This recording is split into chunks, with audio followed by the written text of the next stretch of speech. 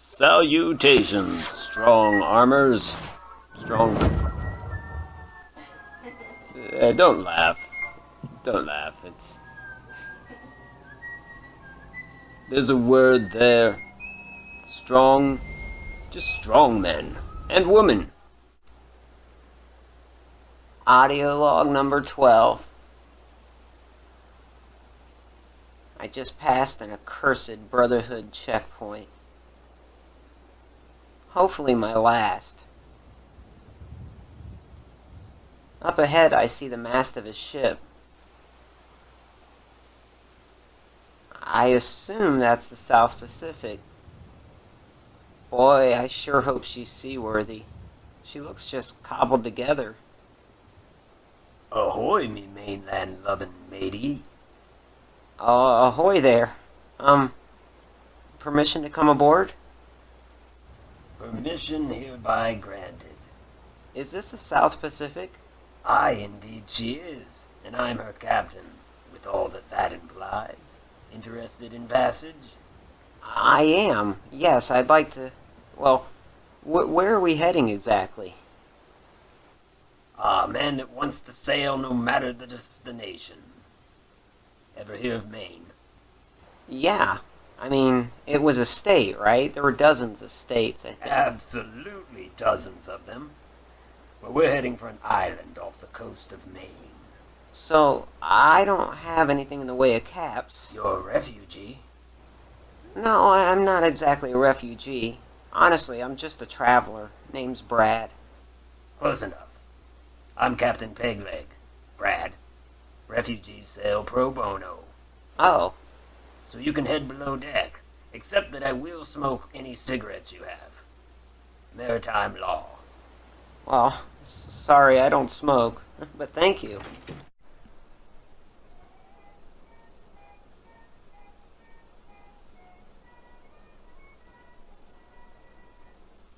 So what do you expect me to do? Avenge his death? I thought you could make arrangements. Weren't the two of you friends? What do I look like to you, a fucking funeral director? Brian Wilks, he ain't got no friends. Well, he considered you one. Jesus, lady. Although, now that we've met, I'm not sure why he thought so highly of you. You seem like a bitter old drunk. Get the fuck out of my kingdom. Why, sure, I'd be glad to. This has been a complete waste of my time. Yeah, for you and me both, sister. Besides, I gotta find someone to fix my fucking terminal. Well, good luck with that. Maybe they can fix your fucking attitude while they're at it.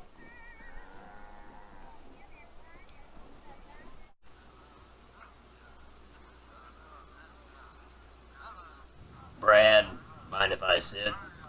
No, please. Have a seat. Oh, yeah. Okay. This ship's entirely crewed by former Minutemen? You don't like the Minutemen very much, do you? What'd we do to you? Nothing. I just never liked Preston Garvey, or your Vault Dweller.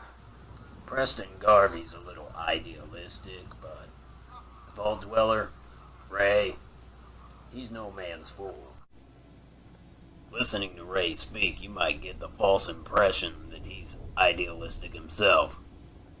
I can attest that you've never met a more pragmatic man. He left Vault 111 reluctantly, due to the fact that he was alone and the water filters had failed. But he always swore by the security offered by a vault.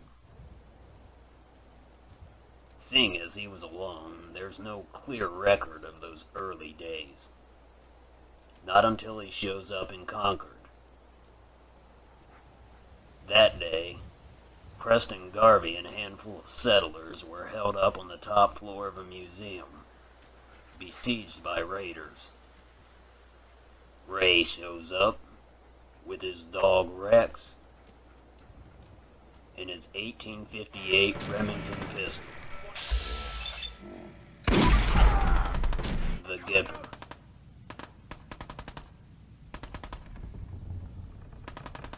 He'd later say, didn't come here to rescue Minutemen.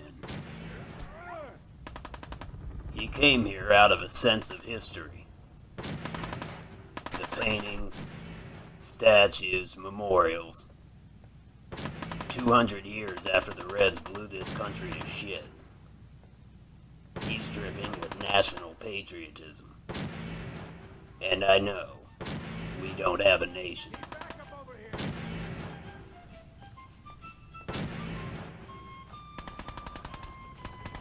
Listening to his radio broadcast, one might get the impression that there's not a fighter behind this voice. Get behind something before they blow your head off! I can't see! That impression would be unfounded. Give up now, I'll make it...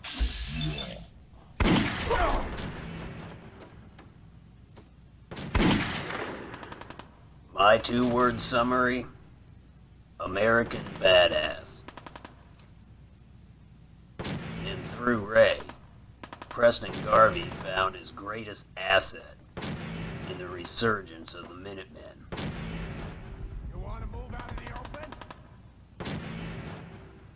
How much you got left in you? May their sacrifices remind us all that freedom is a privilege, afforded to the many, yet hard won by the noble few. Straight, rookie!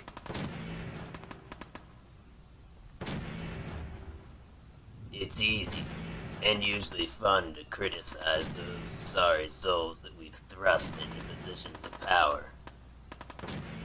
Ray was no exception to this type of scrutiny. But call him what you want. Vault Dweller, 111, Soul Survivor. Ray proved his mettle to those within our organization that mattered that day. He fought his way through the Raiders. Nothing! Nothing!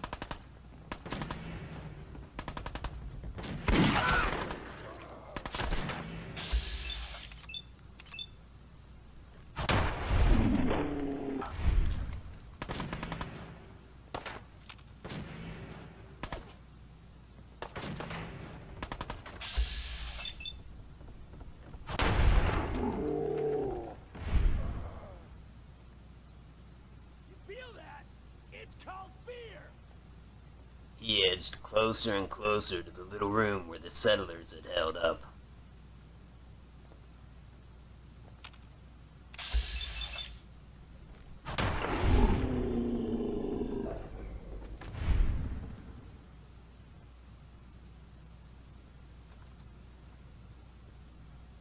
Though they'd have to fight their way out of Concord. For the moment, they were safe. Ray and Preston introduced themselves, and from that introduction spawned a righteous movement. Man, I don't know who you are, but your timing's impeccable. Preston Garvey. Hello, Preston. I'm Ray, and well, I'm here to help. Well, if that's true, we could use some more goodwill. As you can see, we're in a bit of a mess here. A righteous movement that failed. Yeah, so I guess that whole fight against Hefty Satchel set you guys back. Oh yeah. If it wasn't for Spectacle Island, Ray and Preston would be sitting pretty in Diamond City. After Concord, they made for Sanctuary Hills. Ray started his speaking circuit. My fellow Americans, first I'd like to thank you for tuning in with your radio dials. The issue I'd like to discuss is both optimistic and timely. Optimistic in that it speaks to the hopes of the 23rd century family, and timely because there isn't a moment to lose. When a free people are told to decide between retreat and renewal, well, that's really no question at all.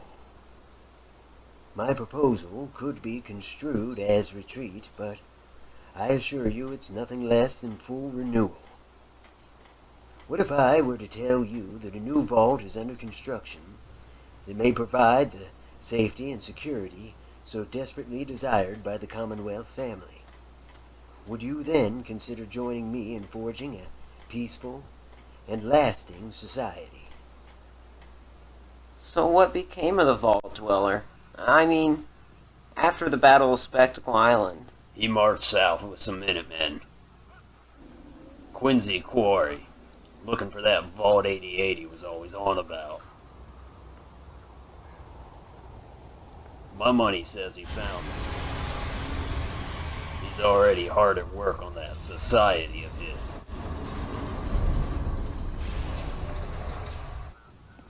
I guess Maine's not the only place for refugees. Yeah. But Maine's where we're going, like it or not. Don't sweat it, Brad. Maine's terrific. Unless you can't tolerate the cold or giant insects. There's some big fucking insects. And it's cold. It's substandard, but if you like what we've done, go ahead and like it.